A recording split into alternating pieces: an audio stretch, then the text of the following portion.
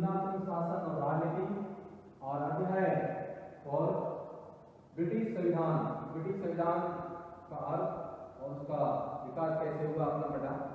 अब वास्तव में ब्रिटिश संविधान का जो है अस्तित्व है, इस अस्तित्व को लेकर ब्रिटिश संविधान और अलग अलग विद्वानों का मतभेद हुआ कि ब्रिटिश संविधान का ब्रिटिश जो इंग्लैंड वासी है, ब्रिटिशियन है, वो ये मानते हैं कि हमारे जो संविधान सर्वश्रेष्ठ है सभी देशों में, तो हमारा संविधान सर्वश्रेष्ठ है, हमें अपने संविधान पे गर्व है। ये ब्रिटिश जो निवासी है, इंग्लैंड वासी से तुम कहते हैं, वो मानते हैं। और एक विद्वान वर्ग ये अपनी पुस्तक ये ग्रंथ जिसे हम कहते हैं फ्रांस की राजक्रांति पर विचार व्यक्त करते हुए, और उन्होंने अपने संविधान को श्रेष्ठ बताया। उन्होंने क्या कहा कि अलग बाकी सभी देशों में जो क्रांतियां होती है, रक्त क्रांतियां होती है, जो परिवर्तन आए हैं या आने वाले हैं, वो रक्त बहाकर, यानी क्रांति जो रक्त बहाकर या बलिदान देने के बाद ही क्रांतियां आई है। लेकिन हमारे जो संविधान है, हमारे देश है, ब्रिटिश के देश में जो संविधान के परिवर्तन हुए हैं, साधारण परिवर्तन, साधारण प्रक्रिया से हुए हैं। रूढ़िवादियों को हमारे अनुसार हमने अपने आप को डाला और उसके अनुसार उसको परिवर्तन किया है। जैसे मान लो आप आगे पढ़ेंगे, उसकी विशेषता में लिखा स्रोत क्या है कि ब्रिटिश संविधान का जो ब्रिटिश का जो सम्राट है, तो प्रथम जो बने थे, जॉर्ज प्रथम सम्राट बने थे, तो वो मंत्रिमंडल की जो बैठक वो में नहीं जाते थे।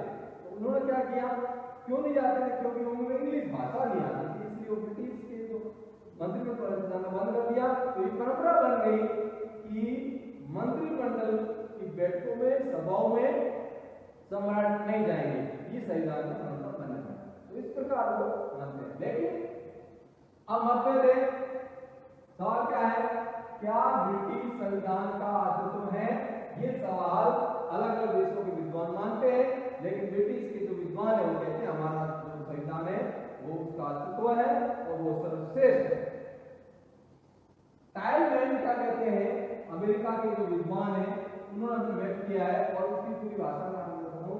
क्या बर्क महोदय ब्रिटिश संविधान की प्रति ऐसे में प्रस्तुत कर सकते हैं जिसका वो दावा करते हैं? यदि नहीं, तो हम इस निष्कर्ष पर पहुंचते हैं कि ब्रिटिश संविधान का अस्तित्व न कभी था न कभी है। ऐसा अमेरिकन जो विद्वान है टाइलमैन, तो आपको ये बात समझ में आनी चाहिए कि जो वर्क है वो इंग्लैंड का है, वो अपने ग्रंथ लिखा जिसका कहते हैं फ्रांस की राजक्रांति पर विचार, उसमें अपने ब्रिटिश संविधान को श्रेष्ठ कहा। और अमेरिकन का विद्वान टॉरस मैन क्या कह रहे हैं, ऐसी प्रस्तुत आप कह रहे हैं विद्वान है, प्रस्तुत करिए। जिस प्रकार आप ब्रिटिश में जो पार्लियामेंट में महात्मा गांधी जाते हैं, तो महात्मा गांधी जो बोलते हैं वहाँ पार्लियामेंट में बोलते हैं कि आपका भारत है वो भारत का आप जिसे महान कहते हैं वो महानता नहीं है। वहां गांधी जी क्या कहते हैं कि भारत हमारा इतना महान है जिसके आप विचार भी नहीं कर सकते, सारे तो क्या है, लेकिन मैं अभी आपको ये प्रूफ प्रस्तुत नहीं कर सकता। इसलिए उन्होंने जो गांधीवादी विचारक था उसको कहा कि इस पर विचार सर्च करके, और धर्मपाल करके जो गांधीवादी थे, तो उन्होंने उस पर रिसर्च किया कि वास्तव में जो भारत का इतिहास पर रिसर्च किया कि भारत जो है वो महान है और महान ही रहेगा। तो इस प्रकार अगर ये ब्रिटिश संविधान का तो श्रेष्ठ मानने वाले हैं और मत देने वाले हैं, वो अगर प्रस्तुत कर लें तो हम अस्तित्व मान लें, तो उन्होंने इस प्रकार कहा। अब अलग अलग तर्क देते हैं, इसमें जो थॉमस मैन और डी टॉकविले जो 3 तर्क देते हैं कि माना आपके संविधान का अस्तित्व है, इसके तर्क है और मतभेद है। क्या कहते हैं कि ब्रिटिश संविधान न किसी संविधान सभा द्वारा परिणाम है, न किसी संविधान द्वारा निर्मित किया गया है, न कभी उसका लेखन है, कि इसको हम इसलिए ब्रिटिश संविधान का अस्तित्व मान नहीं सकते। भाई अगर ब्रिटिश संविधान किसी भी संविधान सभा या कोई भी संविधान बनता है तो उसका निर्माण होता है, तो निसंदेह किस सभा का आयोजन किया गया होगा, सभी का मन लिया होगा, जनता का विचार लिए होंगे, जनता के प्रतिनिधि आए होंगे, उसके आधार पर कुछ लिखित में हुआ। इस प्रकार का वहां का ब्रिटिश सिद्धांत अलिखित है, इसलिए इसका अस्तित्व हम मान नहीं सकते। ऐसा कौन कह रहे हैं? थॉमस मैन और डी टाकविल तर्क दे रहे हैं। अगला वो तर्क देते हैं कि ब्रिटेन जो संविधान है उसमें क्या ज्यादा क्या है? लचीलापन अधिक है। लचीलापन अधिक है, तो उनका कहना है कि किसी भी संविधान में कुछ परिवर्तन होते हैं तो विशेष प्रक्रिया द्वारा होते हैं। ऐसा नहीं है कि राजा को इंग्लिश नहीं आ रही है इसलिए वे मंत्रिमंडल में ले जाएंगे तो ये हमारे संविधान नियम चेंज हो गए। लेकिन कोई भी जैसे अमेरिका है, फ्रांस है, तो वहां क्या होता है, जिस प्रकार भारत है तो संविधान संशोधन करना है तो विशेष प्रक्रिया है और उस प्रक्रिया का आधार पर हमें उसका संशोधन करना होता है। तो ये अपने को सोचना है, अपने समझना है कि किस प्रकार ये तर्क दे रहे हैं। अगला क्या है, ये से आपने बता ही दिया है कि ब्रिटिश संविधान ना किसी संविधान सभा करना नहीं लेखबंद है, आपको समझ आ गया। अगला जो तर्क है लचीलापन अधिक है, यानी संविधान उसे ही कहा जा सकता है जिसमें परिवर्तन किसी विशेष प्रक्रिया द्वारा हो। कोई विशेष प्रक्रिया द्वारा हो उसी तो संविधान कहेंगे ना, ऐसा तो नहीं है जल्द जल्द संविधान बन जाता है, ऐसा नहीं है। अगला तर्क दिया, तीन तर्कों से अगला तर्क दिया है कि उसमें संवैधानिक कानून नियमों का अभाव है, यानी संविधान की स्वच्छता नहीं है। संविधान जो है उसमें किसी प्रकार जो है संविधान सर्वोच्चता तो होनी चाहिए वो नहीं है, और इसमें कुछ नियम नहीं है, कानून संबंध नहीं है।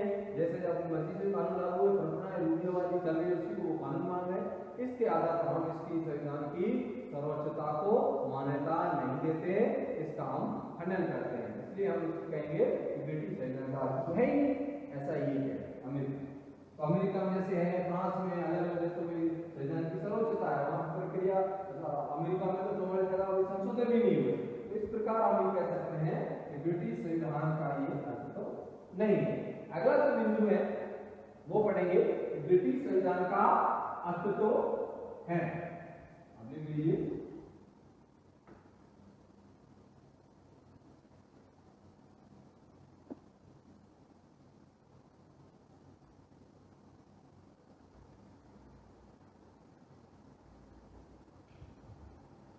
पढ़ रहे हैं।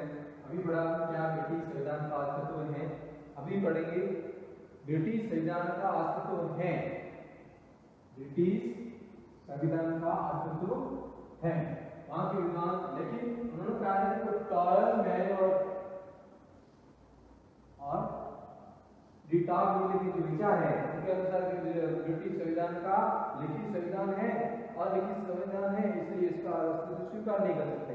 इस विचारधारा को हम स्वीकार नहीं करते और स्वीकार नहीं किया जा सकता, क्योंकि ब्रिटिश जो संविधान है वो उसका भी अस्तित्व है, लेकिन लिखित और अलिखित संविधान का जो भेद है वो वास्तविक नहीं है। इसलिए हम इस ब्रिटिश संविधान का जो है अस्तित्व को स्वीकार करते हैं। पेन और डी की विचारधारा है उसमें प्रमुख क्या बात है अलिखित संविधान। तो विचारधारा का प्रमुख आधार क्या होता है? अलिखित संविधान। इसी बात को पढ़े हुए अलिखित संविधान इसका अस्तित्व नहीं है, तो इस विचारधारा को स्वीकार नहीं करते हैं, क्योंकि लिखित और अलिखित संविधान का कोई भेद वैज्ञानिक नहीं, कोई आधार नहीं है इस दोनों का भेद किया जा सकता है, वैज्ञानिक वास्तविक नहीं है। हाँ, लिखित का संविधान अपना है, अलिखित का संविधान है, लेकिन इसको हम वैज्ञानिक तौर पर नहीं भेद नहीं कर सकते। वास्तविक रूप में कोई भी जो संविधान है पूर्णतया लिखित और लिखित नहीं होता, क्योंकि हर संविधान का अपना महत्व होता है। तो आप ऐसा नहीं कह सकते ब्रिटिश संविधान का पूर्ण रूप से अलिखित संविधान है किसी भी देश का, तो कहीं न कहीं उसमें मात्रा प्रकार का भेद पाया जाता है, लेकिन पूर्णतः ये नहीं कहा जा सकता कि ब्रिटिश संविधान का अस्तित्व नहीं है, वो अलिखित है। तो उनका मानना है ब्रिटिश संविधान हो या कोई भी संविधान हो पूर्णतः लिखित भी नहीं हो सकता कहा जा सकता और पूर्णतः अलिखित भी नहीं कहा जा सकता। अगला गार्डन परिवर्तन क्या देते हैं?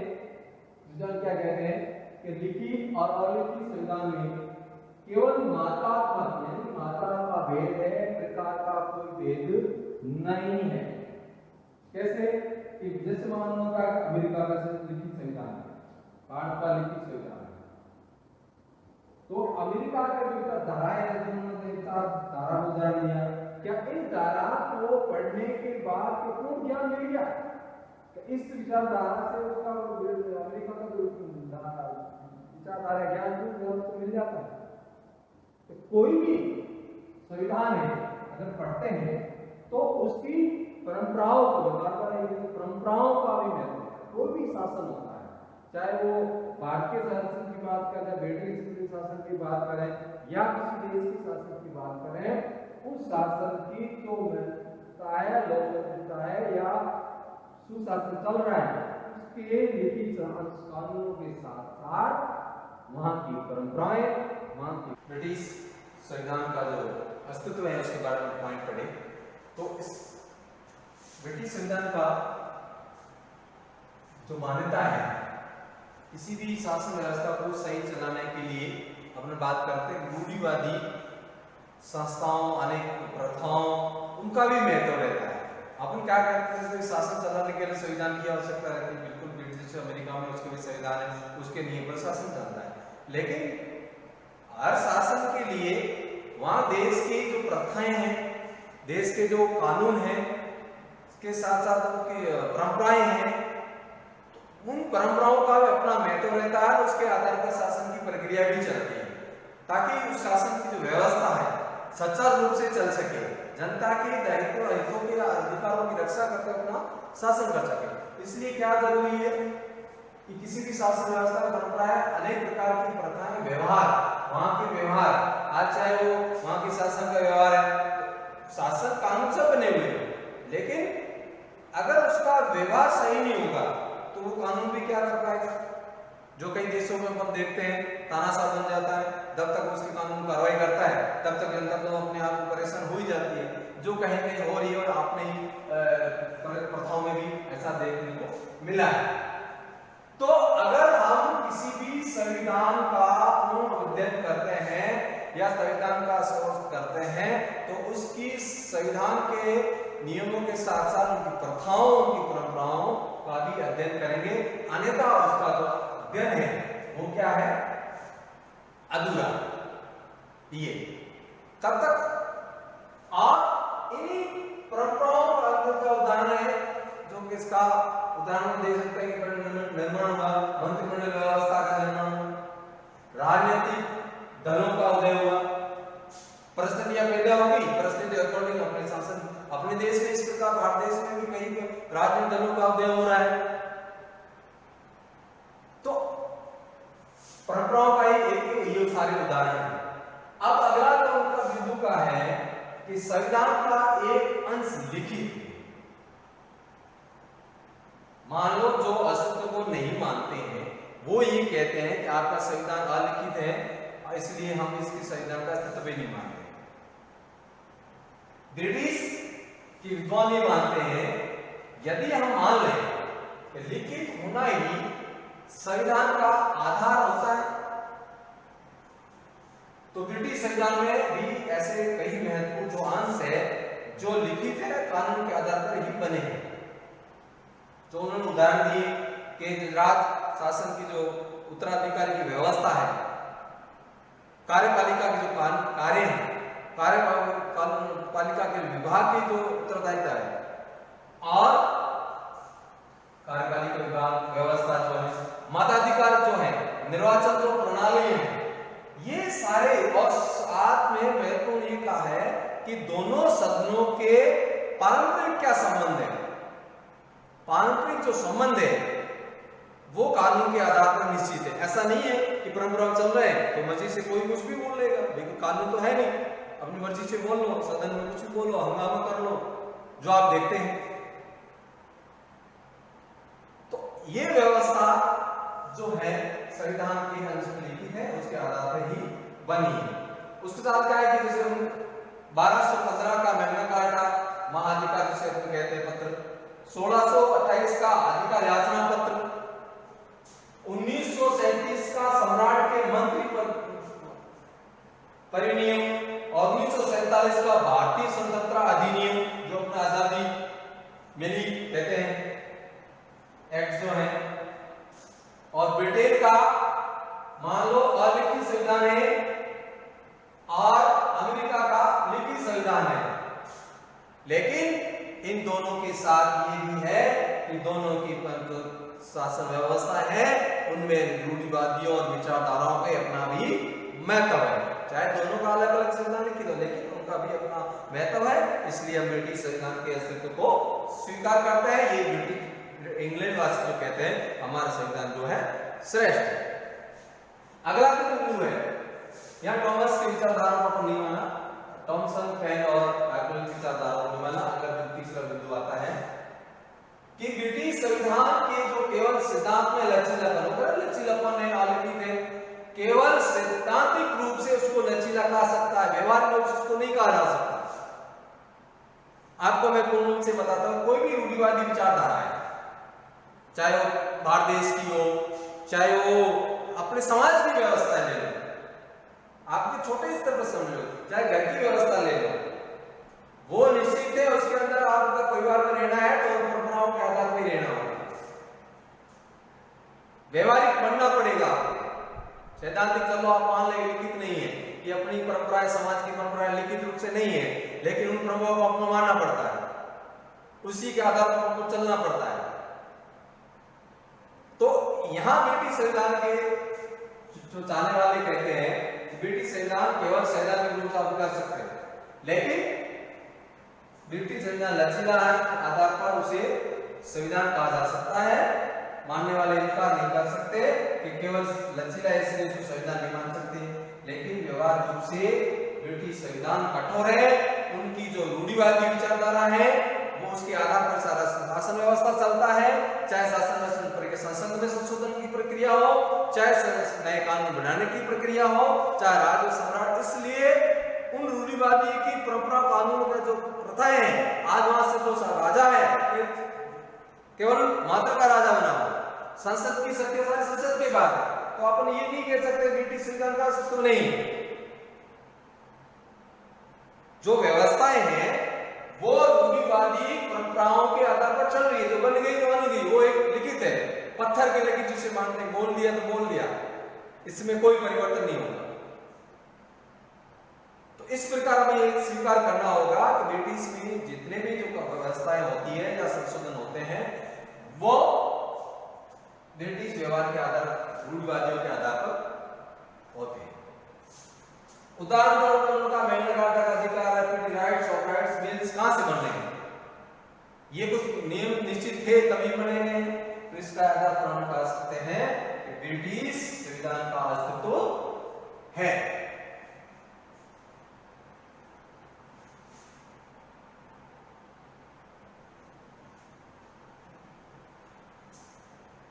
ब्रिटिश संविधान का अस्तित्व के बारे में छोटा जो पॉइंट आपने काफी पढ़ा नीचे समझ, और ये है कि ब्रिटिश संविधान में आधारभूत नियम है। जैसा कि ब्रिटिश संविधान के जो अस्तित्व मानने वाले हैं कि ब्रिटिश संविधान में आधारभूत नियम है, जिसके अंदर उन्होंने नियम का उदाहरण दिया कि 1215 वाला जो मैग्ना कार्टा है, पिटिशंस ऑफ द राइट्स है 1628 वाला, और बिल ऑफ द राइट्स है वाला। ये सारे जो बिल हैं ये अस्तित्व है और कानून के नियम हैं, इसके आधार पर बने हैं, कई आधारभूत नियम है।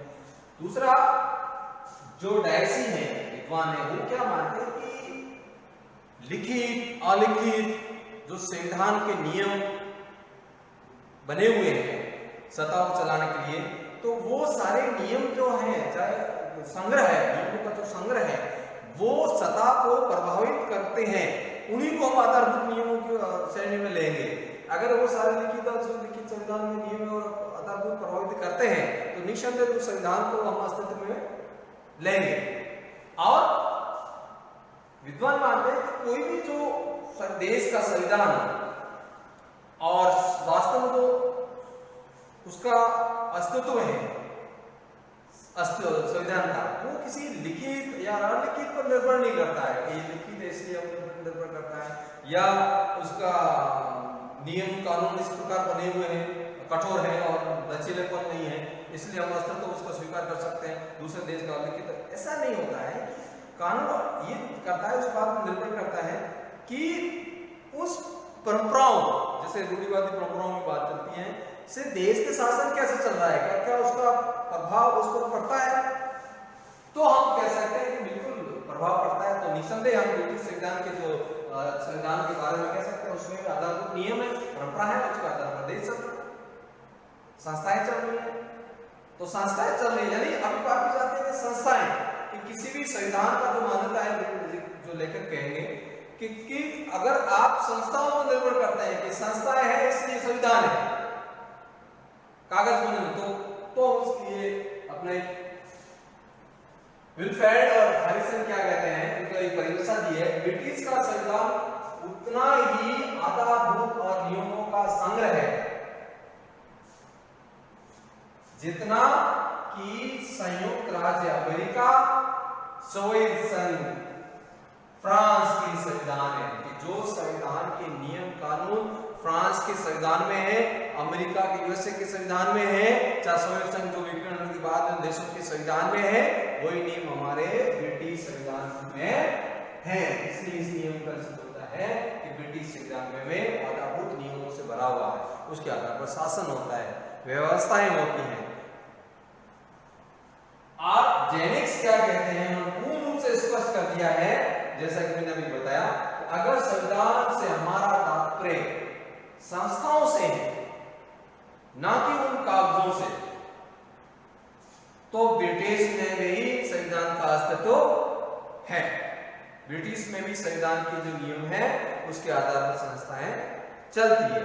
तो ये कह सकते हैं कि ब्रिटिश का जो अस्तित्व है और इसी के आधार पर हम उसके सिद्धांतों को मानते हैं, उनके नियमों को मानते हैं, उन व्यवस्थाएं हैं, ऐसे कानून बने हुए। तो ये आपका टॉपिक था, पहले टॉपिक पढ़ा क्या अस्तित्व है, तो उन्होंने अलग अलग कर दी। बर्क ने बोला कि हाँ, और थॉमस पेन और कैटविलियम डी दो विद्वान को उन्होंने दिया कि इस प्रकार के अस्तित्व स्वीकार नहीं कर सकते विल में।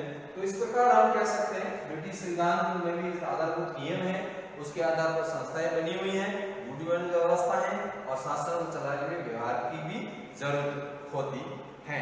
तो अपना ये टॉपिक पूरा होता है। अगला जो अपना टॉपिक पढ़ेंगे, महत्वपूर्ण टॉपिक जो है वो है कि इन ब्रिटिश संविधान के स्रोत क्या है और किस प्रकार इसको हम ब्रिटिश संविधान मानते हैं, तो किस प्रकार आधार और नियमों के आधार पर, तो उसके स्रोत हम पढ़ेंगे।